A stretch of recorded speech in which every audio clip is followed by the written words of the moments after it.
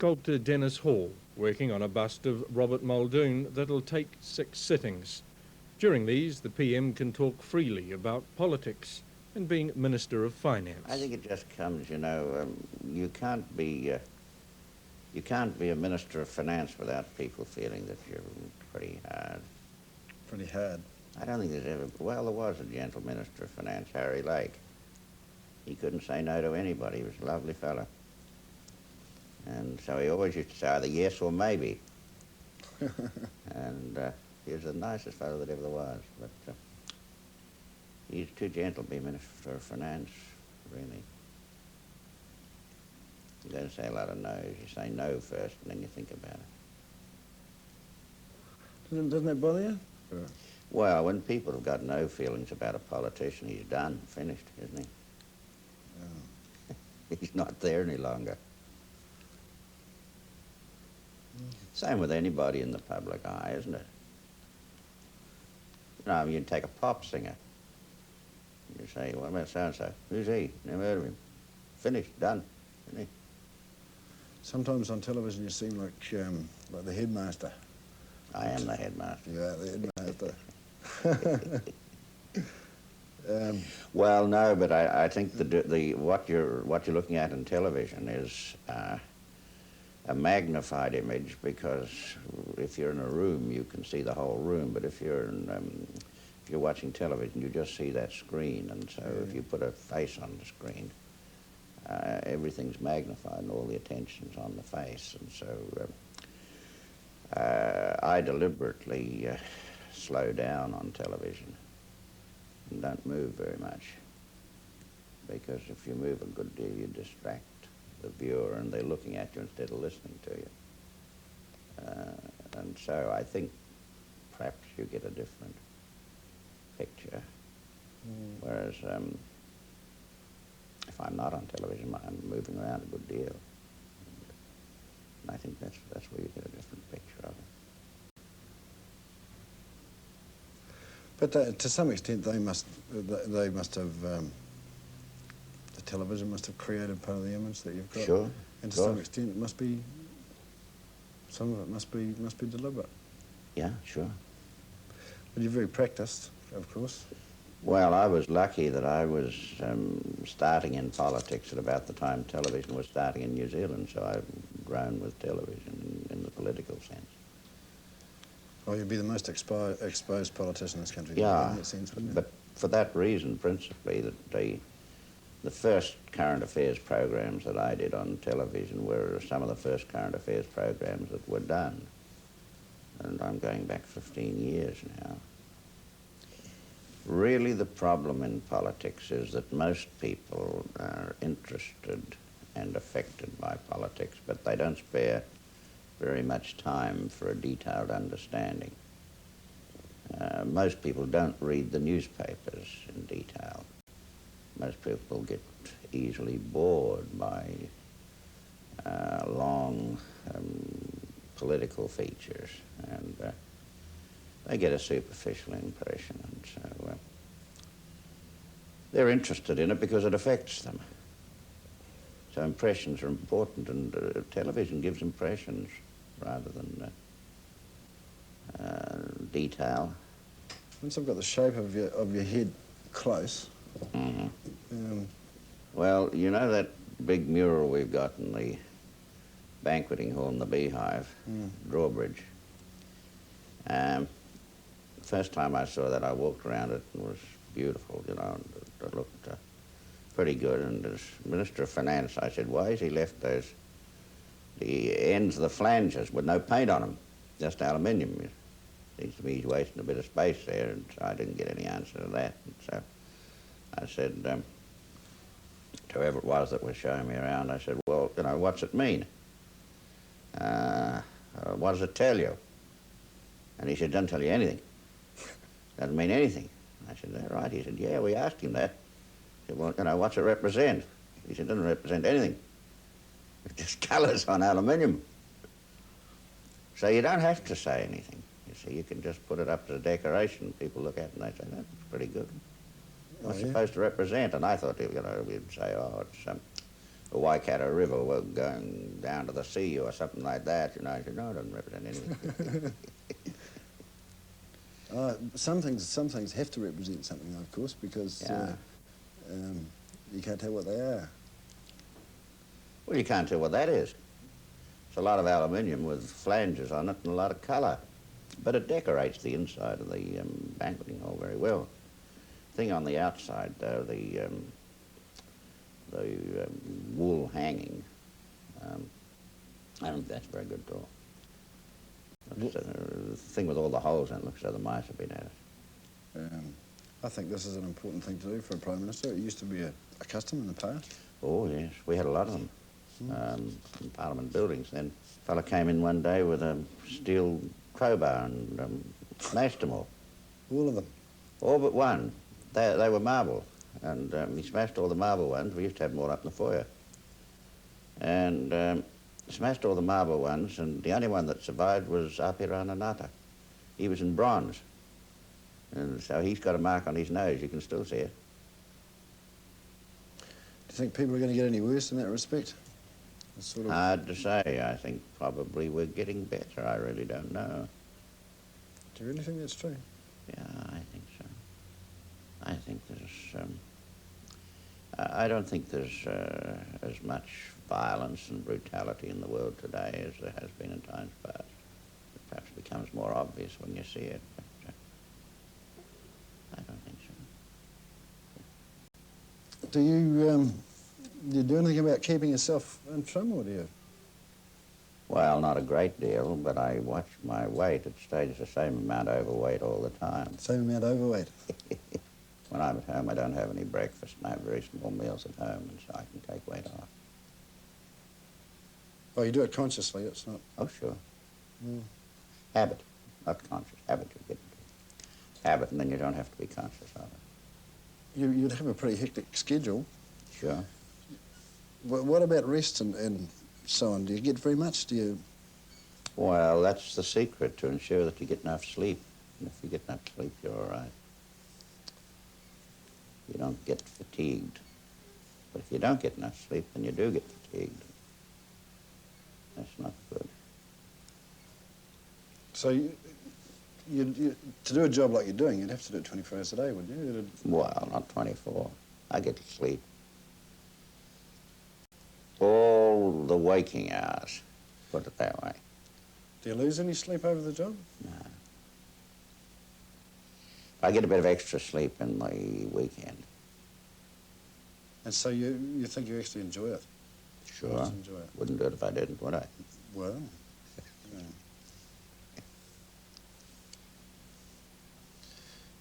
Do you have any trouble with responsibilities? Because you must have responsibilities to... You've got a responsibility to the people and to the country as two different things. Well, you build that in, and you've got to make that automatic. That's got to be an automatic attitude, isn't it? So you build that in, and everything that you do, every decision you make is made in those terms. You don't have to think about it every time. If you do that, well, then you don't get... you get worried and anxious and irritable, and that's not good. What about separating the responsibilities of the job with your responsibility to yourself? Well, I And think your those two family? go together very much. That's very, very much. There must have been many times when it cuts across family Ah, responsibilities. that, yeah, sure. You really do not have a family life in the accepted sense. If I want to take my family out, I've got to put it in my diary perhaps 3 months ahead. Even the kids' weddings had to be put in the diary months ahead. And that makes a little bit of a nuisance. Have you got any grandchildren? Yes, I got 2 so far. You don't see very much of them. I see enough. I make a point of seeing them whenever I can so that I don't get out of touch with them and miss them when they're growing up. They're very small. One's 2 and one's about 6 months. What about something that's always interested me is respect for the office The office of Prime Minister. of Prime Minister. Oh, that's a pretty mixed bag in this country. They, I think there is a lot of respect for the office, but there's a great deal of disrespect because this country is a very intimate country, and people think they know their politicians pretty closely, and so you don't get the kind of deferential respect that you get in some other countries. I don't really think it's in character in this country. and what about ambitions for the future? Well, I certainly don't aspire to be Governor General as Keith Holyoake was, and I doubt whether he aspired to that either. That's a post that would not suit me. I wouldn't be able to do that. And so when you say ambition for the future, my ambition for the future is to carry on in this job. What about patriotism in a country like ours and everybody associated with it? Well, patriotism's an old-fashioned word, but I think most New Zealanders have a very great love for their country. They're a bit diffident about expressing it. It seems a bit pretentious to express it, but I think it's there. Do you think it's pretentious to express that? No, I don't. It's But a lot of people do. What puzzles me is how you can be so precise when the face is changing all the time. Oh, with the facial movements. Yeah. But what you've got to get is something that's all in the same place at the same time. I mean, if you get the mouth in one position and the cheek muscles in a different position, Oh, it doesn't work. that they were in when the mouth was in a different position. That's different, isn't it? Yep. Very difficult. It's changing while you look at it. It's beginning to look more and more like you, which is the important thing. It doesn't look all that much like me from the back. Oh, Well, I don't know what I look like from the back, but I was in London once years ago, and I was walking down the street, and I met Arnold Nordmeyer walking along the street, and he was a great character for cartoonists, and we were talking there, and I was thinking to myself, you know, looks like a couple of cartoon characters talking to each other. Any New Zealanders seen it, they wouldn't have believed it. 30 years, they don't look right to me. Oh, no, I think they're even in the wrong place at the moment. Where should they be, in front? Oh, they're just sort of planted there.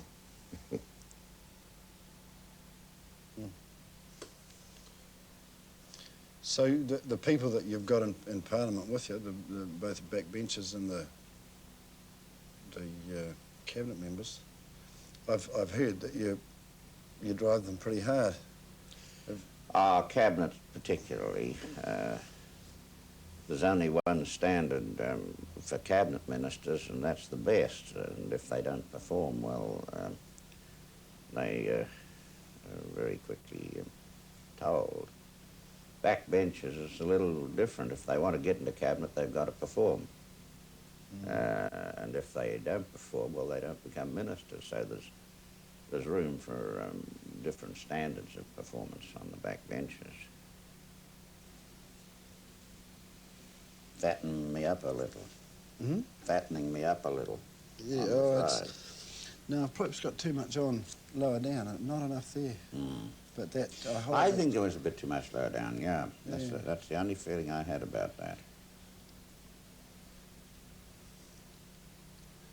It's easy to over-accentuate shapes a bit. Then it just comes out.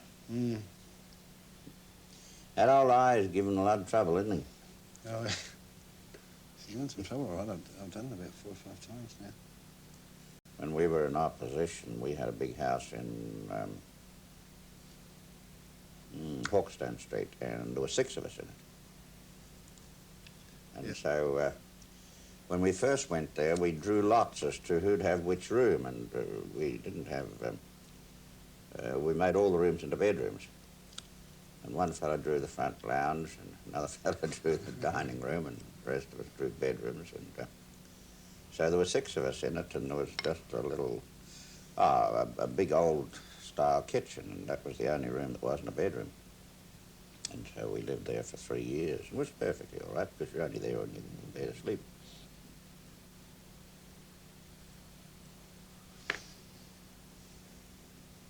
I'll get it. I don't give up till I do. Mm. But if I get things like the eyes and the mouth right, it'll look like you. Sure. And, It's pretty close. It's getting pretty close. is there any branch of the arts that you particularly enjoy or take an interest in? I enjoy almost anything. I enjoy almost anything that catches my eye.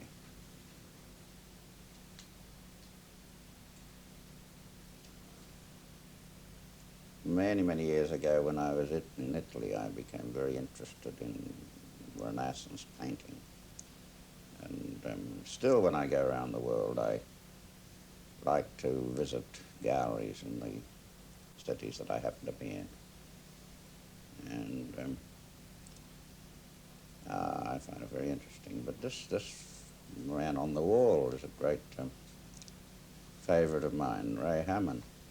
He's very clever, isn't he? Yeah, well, there's such a tremendous amount of work in that. But he's an awfully fine fellow. He's a very, very nice man. Has lots and lots of children, foster children. Oh, really? Mm.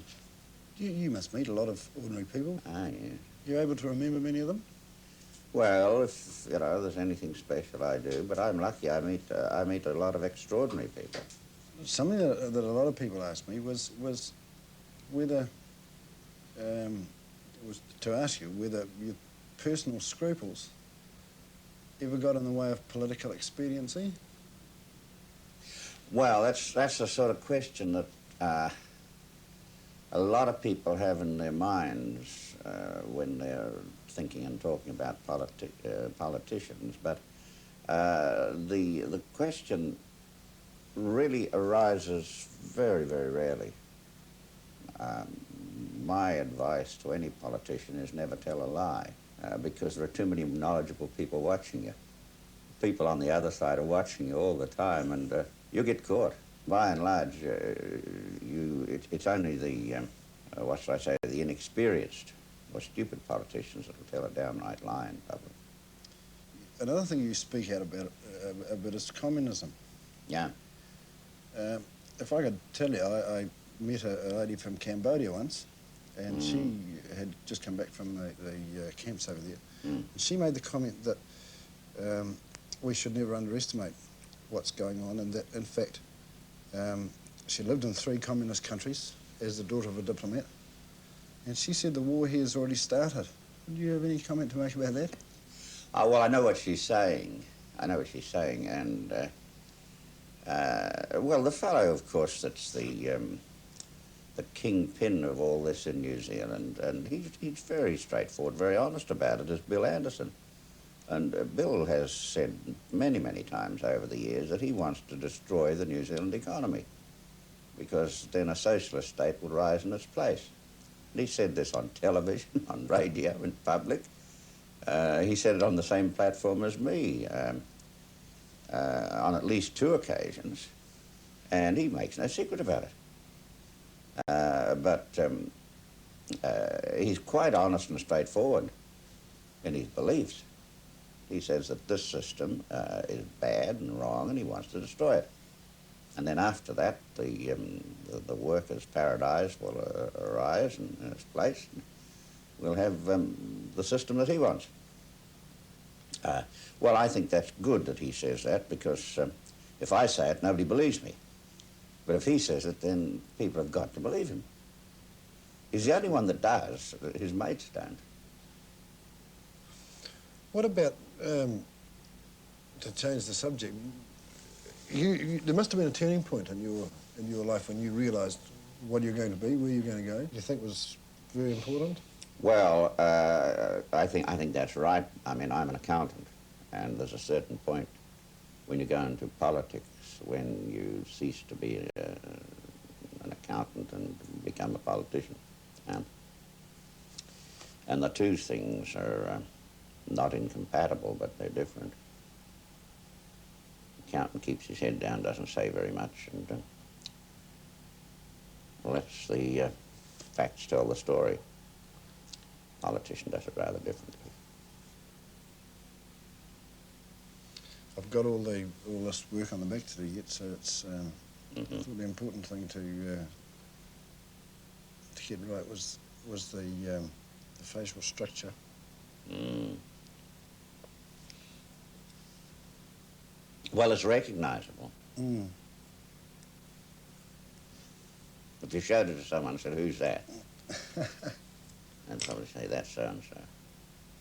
That sounds, hey? Oh, I think there's, for every person in New Zealand, when you talk to them, we talked about it once before, they don't have middle-of-the-road opinions on Rob Muldoon. No, that's right. They either, so there's no particular area that you'd like posterity to note you for. Why should I worry about posterity? What's posterity ever done for me? I've heard that said many times. No, I don't think so. I think if you talk about those things, you're tending to dramatise something that really is much more immediate. But it's very dramatic. Yes, but I think you're building it up, whereas government's a very practical thing. Somebody asked me that last night. We were talking about Dick Seddon, who's a great favourite of mine, and somebody said, would you like to stand out there in front of Parliament buildings one day, up on a plinth? I said, yeah, and have a seagull on my head. Poor old Dick said, you know, I mean, he's out there, and 9 times out of 10, when you look out, there's a seagull on his head. But they don't do that these days. But I think television's going to be the record of what you've done, isn't it? Well, I suppose so, if it lasts. If it lasts. I mean, if the film lasts. Oh, I'm sure they'll find a way to keep it. Mm.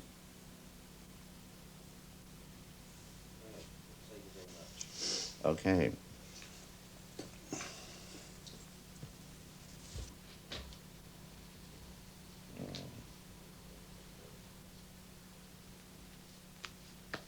Well, as I said before, I know it's me. That's the important thing. Okay. Thank you.